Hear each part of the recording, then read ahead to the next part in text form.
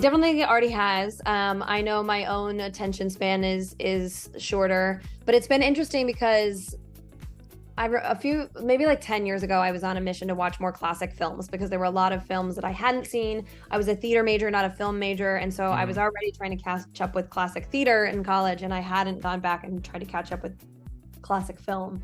And when I went back and I was watching things like Casablanca and Sunset Boulevard and the Hitchcock movies and everything, they're very long. And I'll never forget, what's the one, oh my God, now I'm blanking on the name of it, but with Christopher Walken and Meryl Streep and Robert De Niro, Deer Hunter.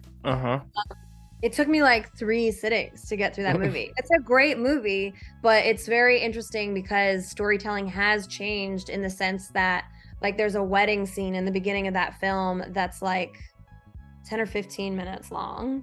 And if that were shot today, it would be 2 minutes. Like, because there's like 2 plot points we need from that scene, and the rest of it is just fluff and culture, like, which is great, but it's not the attention span that people have today. And then last year, we saw a resurgence of 3-hour films. So I don't know, there's like some back and forth. Like, there were several of the Oscar nominated movies last year were like pushing 3 hours or more. So I think although our attention spans have changed, people are pushing the limits on both ends. I don't think short form content is going away. I think definitely,